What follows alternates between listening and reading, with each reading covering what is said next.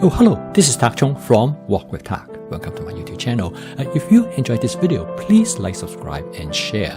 Please feel free to write to me at walkwithtak@gmail.com if you have any question regarding to this video or any other videos that I've posted in the past. If you have any videos that you would like me to make, please let me know. I'm looking forward to hearing from you. For me, I really enjoy cooking, and there's two reasons why I cook. Of course, the first reason is that I like to cook the food that I love and enjoy. But secondly is that I really value the creativity that involved in home cooking. Because each time when I cook, when I use my fast cooking system, I really do not know how things is going to turn out. And most of the time I have a good idea, but majority of the time I am waiting to see what the outcome is going to be. This video is a good example, which I'm going to cook a fried rice. But fried rice for most people, it could be quite boring, at least for me, because a lot of time when you eat fried rice, everything are blend together. You do not have that surprise of different food ingredients that put together in make up a dish. So in this case, I decided I'm going to do something different. I'm going to cook a fried rice, which will be separate from what I'm going to cook that I'm going to put on the fried rice. I'm going to cook a chicken fried rice. So in here, the first thing I did is that I'm going to cook a very basic fried rice. This fried rice has only eggs, and I'm going to add just two more things to it. Now, the rice that I use is very important. A good fried rice requires rice that has been dry, particularly that has been in the refrigerator for about 24 to 48 hours. Now, this rice actually has been in the refrigerator probably for up to maybe a week. Now, rice turned out to be has excellent shelf life. They store very well. And most of the time, you can comfortably say they should be good for about up to 2 weeks. Now, of course, the important thing is that make sure when you put the rice away, they are hot because that is less likely for any contamination by molds or fungi, which is the main cause. Now, as you can see, to break up this rice takes a little bit of effort. And I use something called a hamburger meat chopper. Now, I discovered this actually accidentally when I was at a cooking class with my friend, and she was making a chili. And she used this little tool to break up the hamburger meat. As she was doing it, one thing come to me is that, wow, this would be excellent for breaking up rice.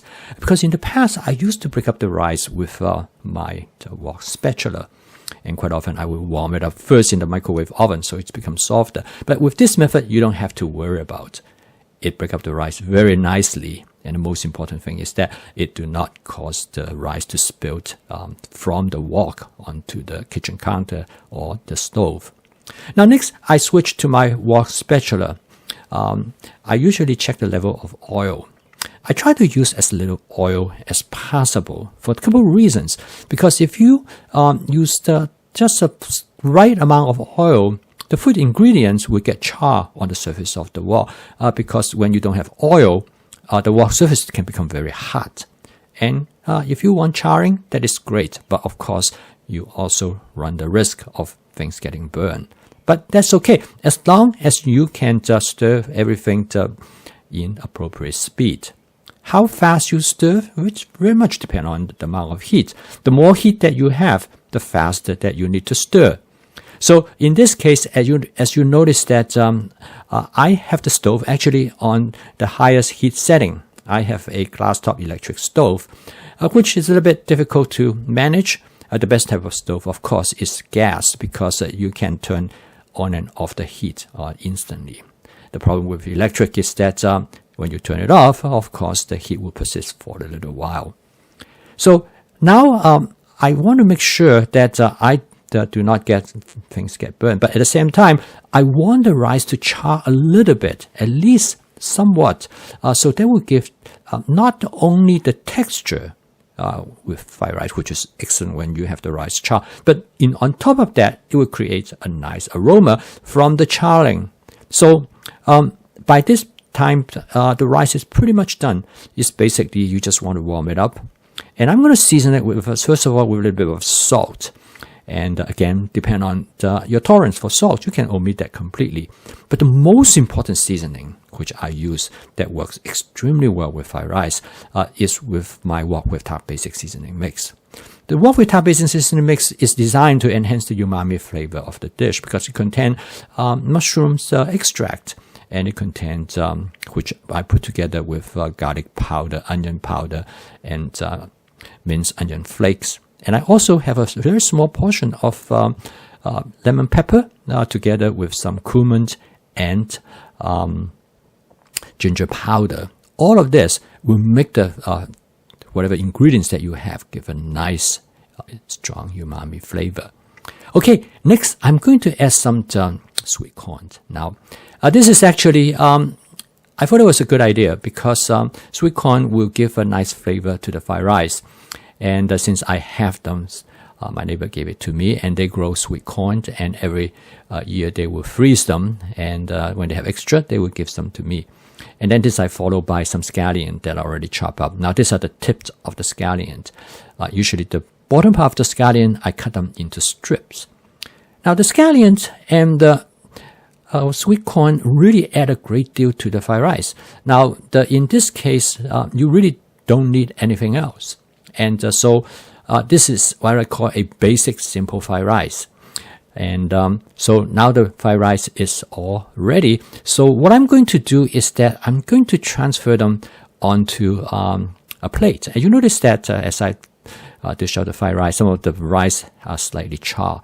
And that is the perfect type of fried rice that you want. You want the rice slightly charred. Well, that's the whole purpose of frying them, is to give them that texture. So I'm going to set them aside. Now, this will be the foundation for the chicken portion of this chicken fried rice. Now, as I mentioned earlier, that I'm going to cook the chicken separately from this rice. Now, I have really never done that this way before. I thought about it. I thought, well, I think it will be something good to try. Now I come to cook the second part of this fried rice. I'm going to use some chicken. Now this is chicken which I have prepped in advance. I cut up the chicken in the sides for stir frying, and I freeze them in the portion that I want so that I can thaw them out in about 10 minutes. I coat the chicken with 1 tablespoon of cornstarch as well as 1 teaspoon of sugar. So basically, the cornstarch have 2 functions. One is that it coats the chicken, and it will give the chicken a nice crispy outer surface. But the cornstarch also has a very important role, is that it tends to seal the chicken very well, and consequently, by sealing the chicken under high heat, it makes the chicken taste more tender and moist. And if you have never tried before, you should give it a try. It will really make a huge difference. Now this part, which I call it shallow frying, in a way it's similar to deep frying. The only difference is that I spread the chicken into a thin layer on the surface of the wok. And I'm going to let it fry for about maybe 40 to 50 seconds. Now this will cause the chicken to char. And the charring of the chicken really give a great flavor. And the wonderful thing is that even though you char the outside of the chicken, the inside of the chicken remain to be moist and tender. So as I continue to cook this, you notice that first of all, the chicken start to brown. And the browning is due to the presence of the cornstarch. If you don't have the cornstarch, the chicken will not brown as they are. However, the cornstarch is almost like providing a breading. Next, I add some hot chili pepper flake and some fermented black soybean. And because my wife loves fermented black soybean, and it would be nice to add to the flavor. As you notice that I turned the chicken around. Some of the chicken really char excellently. The reason is due to the caramelization of the sugar. You remember I mentioned that I add about 1 teaspoon of sugar. Not very much, just enough. And this will cause the chicken to create this phenomenon. Actually, it makes the chicken taste really, really good. And now this takes a little bit more time if you just stir fry the chicken, which sometimes I do as well. But this gives the chicken that extra, I would call it X factor, and make the chicken taste better. And my wife loves that I cook the chicken this way. She's normally not a fan for chicken. But when I cook the chicken like this, she really enjoys it. And she mentioned that, she said, this is such a good way to cook the chicken because it gives the chicken that nice texture. And she said, for anybody who like fried chicken, they would like this as well. Now I'm going to add some portobello mushroom, and the portobello mushroom is added at this stage. Again, as I have discussed earlier, this is approach of this approach that I use refer to as sequential stir frying because I want to stir fry the mushroom very, very lightly.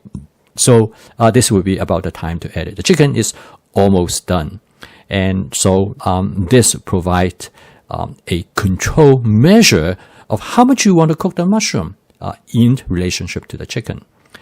The final step is that I'm going to add some scallion.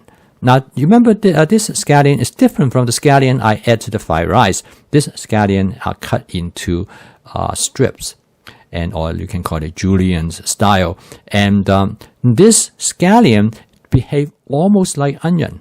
It will give a very nice, rich onion flavor. And by cooking it lightly, it gives you a great texture as well. So I'm going to season this chicken in the way of like a teriyaki. So I'm going to start out with about 1 tablespoon of oyster sauce, followed by half tablespoon of hoisin sauce. And then I add some Shaoxing cooking wine. And I just mix everything together. By this point, I already turn off the heat because basically the dish is pretty much all ready and cooked. Now, this is what set this fried rice apart, because instead of mixing this chicken directly into the fried rice, I add it on top of the fried rice. So in many ways, you will have a much distinct flavor, texture, and characteristics between the rice and the chicken. And that makes the fried rice far more interesting. Now, like I said, I normally do not cook my fried rice like this.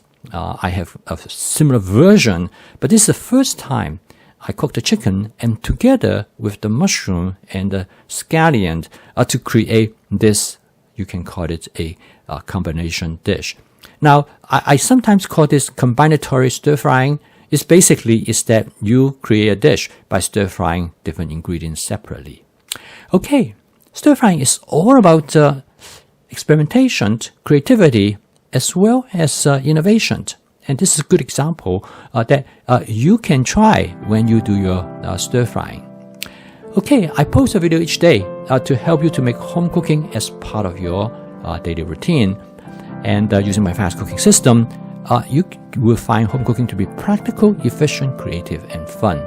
So if you'd like to learn more about this cooking system, please subscribe to this YouTube channel. So keep on cooking, and I will see you tomorrow.